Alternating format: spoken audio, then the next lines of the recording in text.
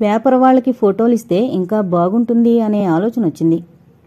Bulkier, మీ అత్త గుర్ముఖ్ సింగ్లు తీయించుకున్న పాత photo ఏదైనా ఉందా అడిగాడు. ఎక్కడో ఉండాలి, చూస్తాను అన్నాడు.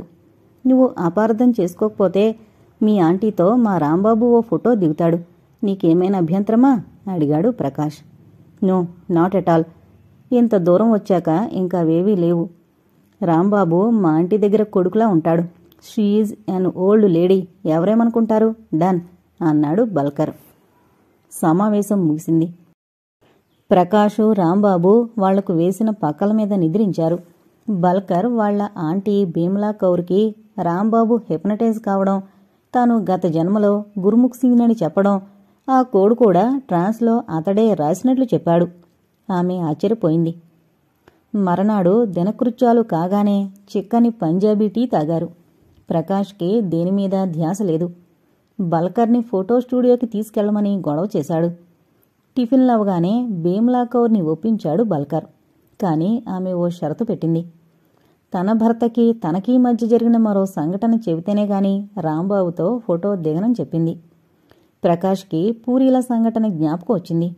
ఆనాడు అలాంటి విషయం ఏదైనా రాబట్టడం కోసం డాక్టరు తను ప్రయత్నించడం ఎంత మెరుగైంది అనుకున్నాడు. మేడం, మీరేమీ అనుకోకపోతే మీ గుండెల మీద కాలిన నూనె మచ్చ చూసుకోండి. గుర్ముఖ్ సింగ్ పూరిని పెనంలో వేసినప్పుడు నూనె తూలి అది చివరికి మచ్చగా మారింది అన్నాడు. ఆమె అప్పుడు రాంబాబుని పరికించింది. తన భర్త పోలికలు ఏమైనా ఉన్నాయా అని చూసింది. రాంబాబు చాలా అనీజీగా ఫీల్ అయ్యాడు. ఆమెకి ఎలాంటి తెలిసిన పోలికలు అతనిలో కనిపించలేదు. గుర్ముఖ్ సింగ్ అందం ఇతడికి లేదు. ప్రతి జన్మలోనూ ఒకే రూపం రావాలని ఎక్కడుంది? ఇతడు మాత్రం పూర్వజన్మల్లో తన భర్తే అని నమ్మింది. I will be back in 10 minutes అని లోనికి వెళ్ళింది. బట్టలు మార్చుకుని వచ్చింది. ప్రకాష్ ఆమెతో చనువుగా, భీమ్లాంటిజీ, మేము కాలిన మచ్చని చూపించమనం, మీ ముంజేతి మీద వెంట్రుకలున్న పుట్టుమచ్చన చూడనివ్వండి అని అడిగాడు. కుడి చెయ్యి ముందుకు చాచింది. దమిడి అంత పుట్టుమచ్చ, దానిమీద వెంట్రుకలున్నాయి. రాంబాబుకి ఆ చెయ్యిని ముద్దు పెట్టుకోవాలనిపించింది. తనలోని ఆలోచనని తనలోనే దాచుకున్నాడు. భీమ్లా కౌర్ డ్రెస్ మార్చుకుని వచ్చింది. ఫోటో స్టూడియోలో రాంబాబును, భీమ్లా కౌర్ను కూర్చోబెట్టి మంచి ఫోటో తీశాడు ఫోటోగ్రాఫర్. మరనాడు 10 గంటలకల్లా ఫోటో ఇచ్చేస్తానన్నాడు ఫోటో స్టూడియోవాడు. రాంబాబు, ప్రకాష్ అమృత్సర్ వెళ్లిన గుర్తుగా స్లిప్ ఆన్ షూస్ కొనుక్కున్నారు. రకరకమైన చిన్న చిన్న వస్తువులు, స్వెటర్లు కొనుక్కున్నారు. ఇల్లు చేరిన తర్వాత బల్కర్ సింగ్ పాత ఫోటో ఆల్బంలోని భీమ్లా, గుర్ముఖ్ సింగ్ దిగిన ఫోటో ఒకటి ప్రకాష్కిచ్చాడు. ప్రకాష్ దానిని భద్రంగా సూట్ కేసులో దాచాడు. మరో రోజు ఇట్టే గడిచిపోయింది. ఫోటో కలెక్ట్ చేసుకునొచ్చాడు బల్కర్ సింగ్. ఫోటో ఎంతో బాగా వచ్చింది. ఇద్దరూ తల్లి కొడుకుల్లాగే ఉన్నారు. రాంబాబే అతని పూర్వజన్మంలో ఆ భీమ్లా కౌర్ భర్త అని ఎవరు తెలుసుకోగలరు? మధ్యాహ్నం 2:10 షానే పంజాబ్ రైలు అమృత్సర్ నుంచి ఢిల్లీకి బయలుదేరింది. దానికే బయలుదేరాలని లంచ్ కానిచ్చారు. 2 రోజులు పంజాబీ, ఆంధ్ర అనే భేదం లేకుండా ఆ ఇంట్లో మసిలారు. రాంబాబుకి, ప్రకాష్కి కూడా ఆ కుటుంబంతో ఎనలేని బంధం ఏర్పడింది. ఉత్తరాలు రాయమని రాంబాబు అడ్రస్ ఇచ్చాడు ప్రకాష్. వీడ్కోలు చెప్పి న్యూఢిల్లీ స్టేషన్కు బల్కర్, రాంబాబు, ప్రకాష్లు చేరుకున్నారు. వాళ్ల ప్రయాణం ఎంతో సుఖంగా జరిగింది. రాత్రి 10 గంటలకి ఢిల్లీ చేరుకుంది రైలు. ప్రకాష్, రాంబాబుల్ని ప్రసాదింట్లో దిగవిడిచి వాళ్ళింటికి వెళ్లిపోయాడు బల్కర్ సింగ్. అదే రాత్రి ప్రసాద్తో వెళ్లి డాక్టర్ హిమాచల్కి ట్రంకాల్ చేశాడు. జరిగిన సంగతంతా చెప్పాడు. హిమాచల్ ఎంతో సంతోషాన్ని వ్యక్తం చేశాడు. వెంటనే బయలుదేరి వచ్చేమన్నాడు. మనిషి అనుకున్నట్లే జరిగితే అది జీవితం కాదు. తానొకటి తలిస్తే దైవం ఒకటి తలుస్తుంది అన్నది నిజమైంది. రాంబాబు కేసు విషయంలో వాళ్ళనుకున్నట్లు ఏ పేరు ప్రఖ్యాతి రాలేదు. వాళ్లు ఏ పేపర్కి రాంబాబు పూర్వజన్మం గురించి చెప్పలేదు. ప్రకాష్, రాంబాబు హైదరాబాద్ వచ్చేశారు. ప్రకాష్ దగ్గరే మొత్తం కేసుకు సంబంధించిన క్యాసెట్లు, ఫోటోలు అన్నీ ఉన్నాయి. ప్రకాష్ డాక్టర్ హిమాచల్ కోసం ఫోన్ చేశాడు. అతని భార్య సహజ రిసీవ్ చేసుకుంది. హలో, సహజ స్పీకింగ్ అంది. ఏం చెల్లెమ్మా, ప్రకాష్ని. చెప్పండన్నయ్య, ఎప్పుడొచ్చారు? వెళ్ళిన పని అయిందటగా అంది. ఆమెకు మొత్తం వివరాలు డాక్టర్ గారు చెప్పారని అర్థం చేసుకున్నాడు. అన్నయ్య, ఆయన ఓ అర్జెంటు పని మీద ఏదో కాన్ఫరెన్స్కి కలకత్తా వెళ్లారు. రావడానికి ఓ 10 రోజులు పడుతుందన్నారు. మిగతా పనులు వచ్చిన తర్వాత చేద్దామని మిమ్మల్ని ఆగమన్నారు అని చెప్పింది. సరే, అలాగే రాగానే మా ఆఫీసుకి ఫోన్ చేయమను అనేసి ఫోన్ పెట్టేశాడు. ఆ విధంగా దానికో బ్రేక్ పడింది. 10 రోజులు మెల్లగా గడిచాయి. డాక్టర్ గారు వచ్చారు. ఆ రోజు శనివారం రాత్రి 10 గంటలు దాటిపోయింది. డాక్టర్ హిమాచల్ ఇల్లు. ముగ్గురు మిత్రులు కూర్చుని కేసుని ఎలా లైట్లోకి తేవాలి, ప్రెస్ కాన్ఫరెన్స్ ఎలా ఏర్పాటు చేయాలి, ఏ వార్తా సంస్థల వాళ్ళకి తెలియజేయాలి అని ఆలోచిస్తున్నారు. డాక్టర్కి తెలిసిన శ్రీధర్ అనే ఓ పత్రికా విలేకరున్నాడు. అతడికి మర్నాడే కబురు పంపడానికి నిశ్చయించుకున్నాడు. అప్పుడే హాల్లోని ఫోన్ రింగ్ అయింది. డాక్టర్ గారి భార్య ఫోన్ ఎత్తింది. హలో హలో డాక్టర్ గారు ఇల్లేనా అండి? రాంబాబు గారు కావాలా? హోల్డ్ ఆన్, ఒక్క నిమిషం అని ఫోన్ పక్కన పెట్టింది. ఆ మాటలు వాళ్ళు విన్నారు. రాంబాబు రిసీవర్ తీసుకున్నాడు. Hello, Rambabu speaking. ఎవరండి? ఆశ్చర్యంగా అడిగాడు. తానిక్కడున్నట్లు నిర్మలకు తప్ప మరెవరికీ తెలీదే. నేను సత్యనారాయణని మాట్లాడుతున్నాను అని వినిపించింది. అప్పుడే రాంబాబు మనసు ఏదో కీడును శంకించింది. సత్యనారాయణ గారు తనకు ఫోన్ చేయవలసిన అవసరం ఏమొచ్చింది? చెప్పండి సార్, నేనిక్కడున్నానని మీకెలా తెలుసు అని ఆతృతగా అడిగాడు. అవన్నీ తర్వాత తెలుసుకుందరుగాని ముందు తిన్నగా గాంధీ హాస్పిటల్ ఎమర్జెన్సీ వార్డుకి రండి. మీ ఆవిడ్ని ఓ గంట క్రితమే హాస్పిటల్లో అడ్మిట్ చేశాం. ఇప్పుడిప్పుడే ఆమెకి స్పృహొచ్చి అడిగితే మీరుంటున్న ఈ డాక్టర్ గారి పేరు చెప్పింది. డైరెక్టరీ వెతికి ఫోన్ చేశాను. త్వరగా వచ్చేయండి. నేను మా ఆవిడ అందరం హాస్పిటల్లోనే ఉన్నాం అని ఫోన్ పెట్టేశాడాయన. రాంబాబుకి మతిపోయింది. నిర్మలకి ఏమైంది? అంత ప్రమాదం ఎలా సంభవించింది?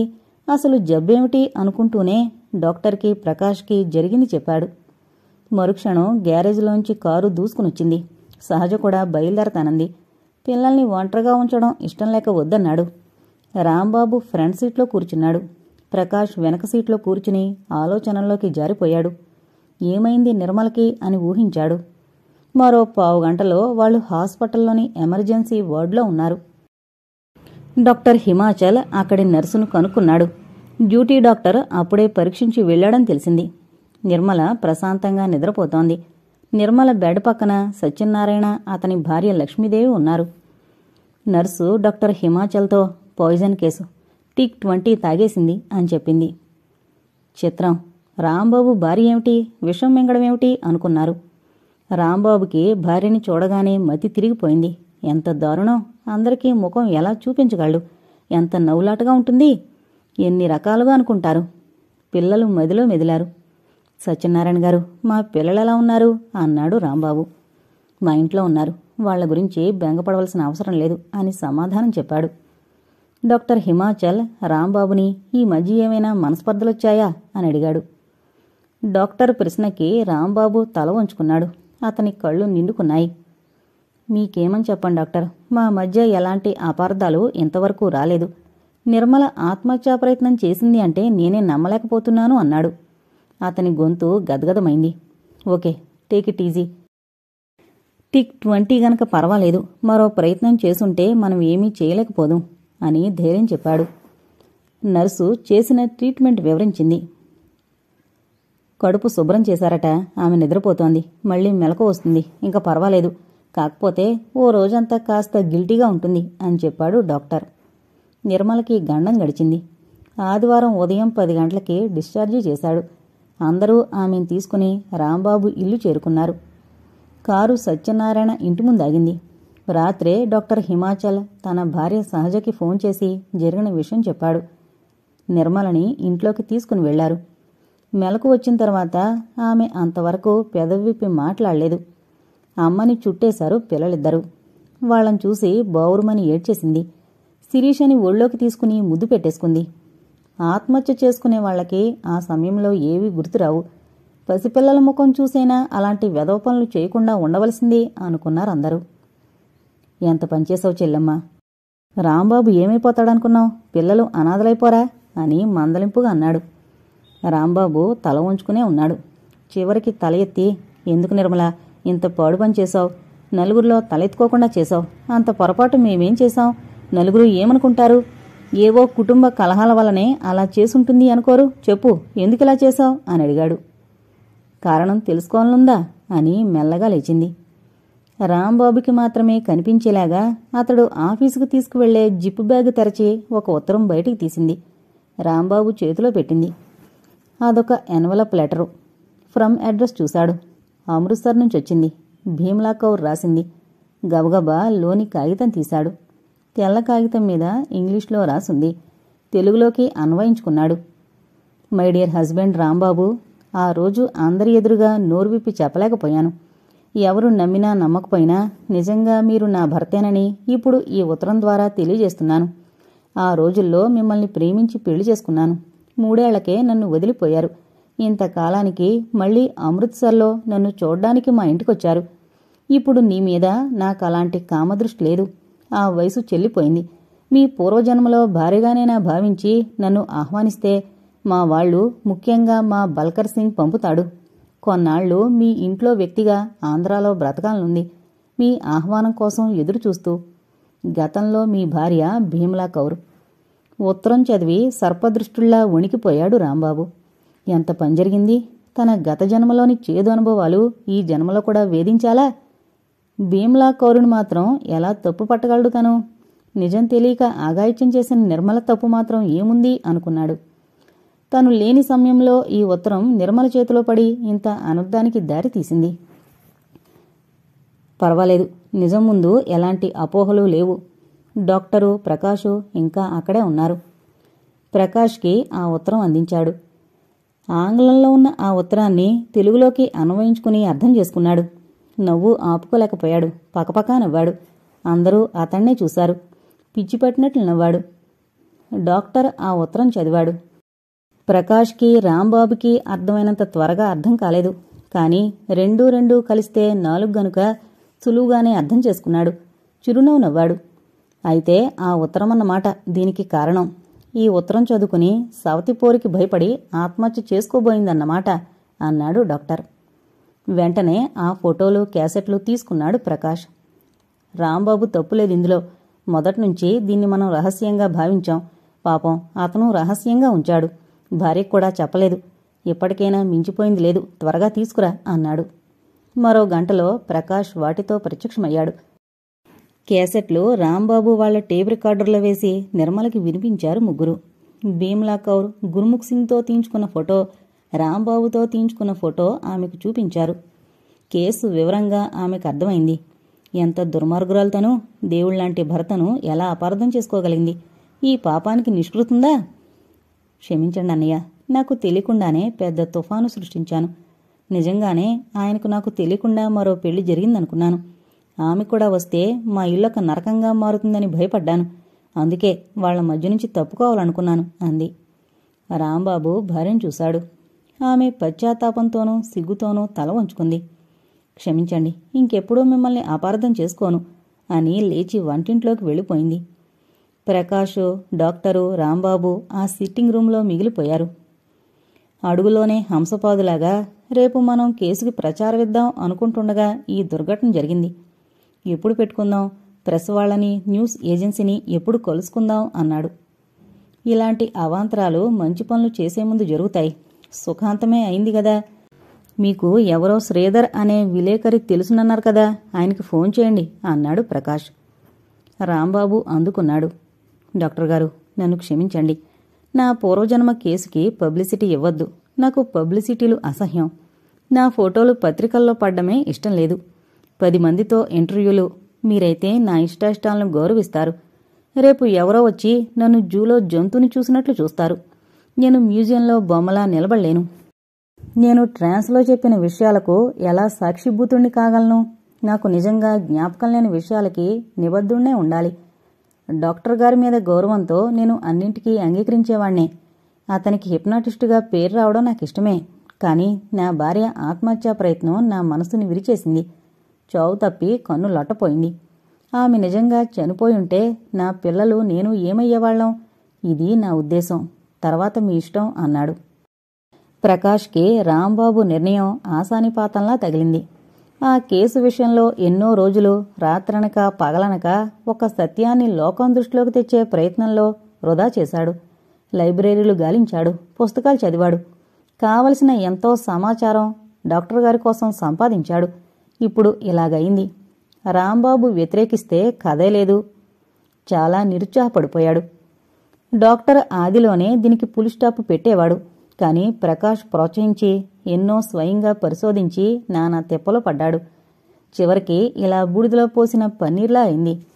ఈనగాచి నక్కల పాలైనట్లు ఎలాంటి ఫలితాన్ని ఇవ్వలేకపోయింది. డాక్టర్ గారి హావభావాలు గమనించిన రాంబాబు చాలా బాధపడ్డాడు. డాక్టర్ గారితో ఎనలేని స్నేహం పెనవేసుకుపోయింది. ఎలాంటి ఫీజు లేకుండా తన క్రానిక్ హెడ్ఏక్ని చేత్తో తీసేసినట్లు నయం చేశాడు. డాక్టర్ గారు, ఇలాంటి నిర్ణయం తీసుకున్నందుకు నన్ను క్షమించండి. నా సంసారం ఇన్నాళ్ళు ఎలాంటి చీకు చింత లేకుండా ప్రశాంతంగా గడిచిపోయింది. నిర్మల నన్ను పిల్లల్ని కంటికి రెప్పలా చూసేది. అలాంటిది ఆమె ఇంత పని చేసిందంటే నేను భరించలేక అలా వాగేశాను. మీ ఇష్టం వచ్చినట్లు చెయ్యండి అని తలదించుకున్నాడు. డాక్టర్ హిమాచల్కి ఏదో జ్ఞానోదయం అయింది. టేక్ ఇట్ ఈజీ రాంబాబు, నీ మీద నాకెలాంటి దురభిప్రాయం లేదు. కొంతమంది పాపులారిటీ సంపాదించుకోవడానికి ఇలాంటివి చేస్తూ ఉంటారు. నేను హిప్నాటిస్టుగా పెద్ద పేరు తెచ్చుకుందామని ఈ ప్రలోభంలో పడ్డాను. ఏజ్ రిక్రియేషన్ ప్రక్రియలో సబ్జెక్ట్ని గత జన్మలోకి తీసుకుని వెళ్లగలిగిన మొదటి హిప్నాటిస్టుగా భారతదేశం అంతటా పేరు తెచ్చుకోవాలనుకున్నాను. ప్రకాష్ కూడా శాస్త్రీయంగా రాంబాబు పునర్జన్మని నిరూపించే ప్రయత్నం చేశాడు. కానీ నువ్వు మా కళ్ళు తెరిపించావు. మాలాగే నీకు ప్రచారం వస్తుంది, పేరు వస్తుంది. కాని అలాంటి పేరు నీకొద్దు అని తిరస్కరించావు. అంటే నీకు కీర్తి కండూతి లేదు. నీకు లేనప్పుడు మాకెందుకు? లోకమంతా తెలుసుకుంటేనే గాని నిజం నిజం కాకపోతుందా?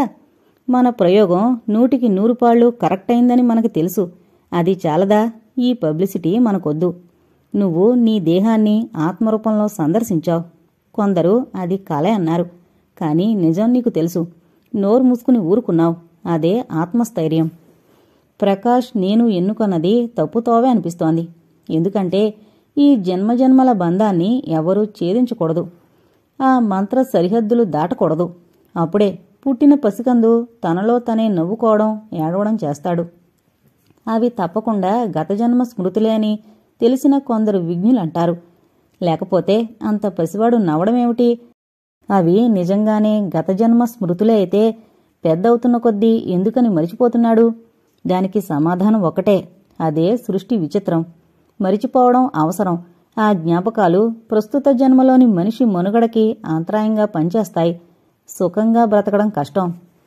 చనిపోయిన తండ్రి శవంతో శ్మశానం చేరి అంత్యక్రియలు చేసి ఇల్లు చేరిన కొడుకు ఆ శ్మశాన వైరాగ్యాన్ని అక్కడే వదిలివేక తప్పదు. లేకపోతే ముద్ద ముట్టలేడు. మళ్లీ మరో పురిటికందు వేసిన కేకతో ఆ తండ్రిని మరిచిపోవాలి. అదే జీవితం. నిజానికి మరుపే మరణం. రాంబాబు చేత ఆ సరిహద్దుని దాటించడం మనం చేసిన తప్పు అని తన దీర్ఘోపన్యాసం ముగించాడు. ప్రకాష్కి కూడా శాస్త్రీయ దృక్పథమే గాని పబ్లిసిటీ మీద అంత మక్కువ లేదు. డాక్టర్ గారి పేరు కోసమే అన్ని తంటాలు పడ్డాడు. ఓ సత్యం అతడికి తెలిసింది. లోకంతో తనకెందుకు వాదం అనుకుని తృప్తిగా నిట్టూర్చాడు. ధన్యవాదాలు డాక్టర్ గారు. మీరు నన్ను క్షమించారు. నాకదే 10,000 అన్నాడు రాంబాబు. డాక్టర్ హిమాచల్ ప్రసన్నంగా నవ్వాడు. ఇంతటితో కథ ముగిసిపోలేదు రాంబాబు. మీరు మీ భార్యను తీసుకుని ఈరోజు సాయంత్రం నా క్లినిక్ రావాలి. మీ ఇంట్లో ఇంత అలజడిని సృష్టించిన గత జన్మ స్మృతులను మీ మెదడులోంచి పూర్తిగా చెరిపేస్తాను. అసలు గుర్ముఖ్ సింగ్ అనే పేరుని నువ్వు విన్నట్లు కూడా లేకుండా చేస్తాను. ఈ కథకి ఓ చర్మగీతం పాడేద్దాం అన్నాడు. ప్రకాష్, హిమాచల్ కారు వైపు నడిచారు. సాయంత్రం వస్తున్నారు కదా అడిగాడు. అలాగే, తప్పకుండా వస్తాం అని బయటిదాకా వచ్చాడు. కారులో ప్రకాషు, డాక్టరు వెళ్లిపోయారు. సాయంత్రం 6 గంటలు. డాక్టర్ హిమాచల్, ప్రకాష్ క్లినిక్లో రాంబాబు కోసం వెయిట్ చేస్తున్నారు. ప్రకాష్కి క్యాసెట్లు ఉపయోగం ఇంకా కనిపించలేదు. రాంబాబు మెదడులోని జ్ఞాపకాలు చెరిపేస్తున్నప్పుడు ఇంకా క్యాసెట్లలో రికార్డింగ్ అయిన సమాచారంతో పనేమిటి అనుకున్నాడు. మరి క్యాసెట్లను ఏం చేద్దాం అడిగాడు ప్రకాష్. శుభ్రంగా ఎరేజ్ చేసేయ్ అన్నాడు. పోనీ ఉంచేస్తేనో? మనమైనా సరదాగా ఎప్పుడైనా వేసుకుని వినవచ్చు కదా అన్నాడు. ఏముంది టేపుల్లో? వెస్ట్ పాకిస్తాన్ గుజరావాలా పార్టిషన్కి ముందుటి ఇండియా మనకి మాత్రం తెలీదా? And we are restricted with Gurmukh story. ఇంకెందుకు చెప్పు, ఎరేజ్ చేయి అని చెప్పాడు నిర్దాక్షిణ్యంగా. అప్పుడే క్లినిక్ ముందు ఓ ఆటో ఆగింది. నిర్మల, రాంబాబు దిగారు. ప్రకాష్ వాళ్ళని లోనికి తీసుకువెళ్లాడు. ఆలస్యం చేయకుండా హిమాచల్ హిప్నాసిస్ మొదలుపెట్టాడు. యథాతథంగా ప్రకాష్ రాంబాబు తల వెనక భాగాన గల టేబుల్ మీద క్యాండిల్ పెట్టాడు. దాన్ని వెలిగించాడు. ఎక్కువ కష్టం లేకుండానే రాంబాబు హిప్నటైజ్ అయ్యాడు. డీప్ ట్రాన్స్లోకి వెళ్ళిపోయాడు. నిర్మల గ్రహించేలాగా సజెషన్లిచ్చి రాంబాబుని గత జన్మలోకి తీసుకుని వెళ్లాడు. గురుముఖ్ సింగ్గా బ్రతికిన ఆనాటి సంగతులు మాట్లాడించి వినిపించాడు. మళ్లీ ఈ జన్మలోకి రాంబాబుగా తీసుకొచ్చాడు. రాంబాబు పిలిచాడు. ఎస్ అన్నాడు రాంబాబు. నువ్వు గురుముఖ్ సింగ్ అనే పేరు విన్నావా? లేదు రాంబాబు సమాధానం. నీకా పేరు తెలీదు. ఆ పేరు నీకు వినిపించదు. నీకు ఆ పేరంటేనే ఎలర్జీ. గురుముఖ్ అనే పేరు ఎవరైనా ఉచ్చరిస్తే అక్కడి నుంచి కదిలిపోతావు. ఆ పేరు నీకు తెలీదు. వినిపిస్తోందా? నేను చెప్పింది నీకు జ్ఞాపకం ఉండిపోతుంది. గురుముఖ్ సింగ్ పేరు నీకు జ్ఞాపకం రాదు. సరేనా? సరే. రాంబాబు ఎస్ స్పష్టంగా పలికాడు. నువ్వు ఎప్పుడైనా పంజాబ్ వెళ్ళావా? మొన్ననే వెళ్ళాను. అక్కడ ఎవరిని చూశావు? భీమలా కౌర్ని చూశాను. నువ్వు పంజాబ్ వెళ్ళలేదు. భీమలా కౌర్ని చూడలేదు. ఆమె ఎవరో నీకు తెలీదు. ఆమెతో నీకు ఎలాంటి సంబంధం లేదు. అర్థమైందా? అన్నాడు. అర్థమైనట్లు తల ఊపాడు. బాగా జ్ఞాపకుంచుకో. నువ్వు పంజాబ్ ఎప్పుడూ వెళ్ళలేదు. నీకక్కడ ఎవరూ తెలీదు. అవునా? అవును. రాంబాబు నీ ఆరోగ్యం ఎలా ఉంది? బాగుంది. నీకు తలనొప్పుందా? లేదు. నీకు తలనొప్పి ఎప్పుడూ రాదు. నీకు ఆరోగ్యం బావుంటుంది. చలాకీగా సంతోషంగా ఉంటావు. నీకు మెలకు వచ్చేసరికి హాయిగా ఉంటావు. నేను 10 అంకెలు లెక్క పెడతాను. నీకు మెలకు వస్తుంది. 1 2 3 10 అంకెలు లెక్క పెట్టాడు. రాంబాబు కళ్ళు నులుముకుని లేచాడు. ఎదురుగా డాక్టర్ ప్రకాష్ అతని భార్య కనిపించారు. ట్రాన్స్లో డాక్టర్ చెప్పినవేవీ జ్ఞాపకం లేవు. ఎంతోసేపు సుఖనిద్ర పట్టినంత హాయిగా ఉంది. చికిత్స పూర్తయింది. సెలవు తీసుకుని ఆటోలో రాంబాబు నిర్మల వాళ్ళింటికి వెళ్ళిపోయారు. ప్రకాష్ తన 2-in-1 తీసుకున్నాడు. క్యాసెట్లు సంచిలో వేసుకున్నాడు. ఈరోజే ఈ టేపుల నిండా ఏదో చెత్త రికార్డు చేస్తాను డాక్టర్ అని చెప్పి సెలవు తీసుకున్నాడు. స్కూటర్ మీద వెళ్ళిపోయాడు. డాక్టర్ హిమాచల్ తృప్తిగా గాలి పీల్చుకున్నాడు. ప్రయోగాల మాట ఎలా ఉన్నా 2 ప్రాణ స్నేహితుల్ని సంపాదించుకున్న తృప్తి అతనికి మిగిలింది. జీవితంలో మరపురాని అనుభవం మిగిలింది. ఇల్లు చేరిన నిర్మల వారి ఏకాంతంలో, ఏమండి, మీరెప్పుడైనా గురుముఖ్ సింగ్ అనే పేరు విన్నారా అని అడిగింది. రాంబాబు తెల్లమొహం వేశాడు. నిర్మల ఎందుకు అలాంటి ప్రశ్న వేసిందో అర్థం కాలేదు. లేదే, ఎందుకలా అడుగుతున్నావు? ఎదురు ప్రశ్న వేశాడు. పోనీ పంజాబ్ ఎప్పుడైనా వెళ్లారా అని రెండో ప్రశ్న వేసింది. ఆశ్చర్యం. లేదు, నేనెప్పుడు పంజాబ్ వెళ్లలేదు అన్నాడు దృఢంగా. నిర్మల డాక్టర్కి మనసులోనే ధన్యవాదాలు చెప్పుకుంది. పోస్ట్ హిప్నాటిక్ సజెషన్ ఆ పనిచేసిందని ఆమెకు తెలీదు. అదే రాత్రి రాంబాబు గత స్మృతులు ఎలా చెరిగిపోయాయో అలాగే క్యాసెట్లు కూడా ఎరేజ్ అయిపోయాయి. ఇంతటితో పునర్జన్మ అనే నవల కంప్లీట్ అయిందండి. ఈ నవల ఎలా ఉంది, మన శ్రోతలకు నచ్చిందా నాకు కామెంట్స్ రూపంలో తెలియజేయగలరు. అలాగే మళ్ళీ ఇంకొక మంచి నవలతో మీ ముందుకొస్తుంది మీ సుజన. Thank you.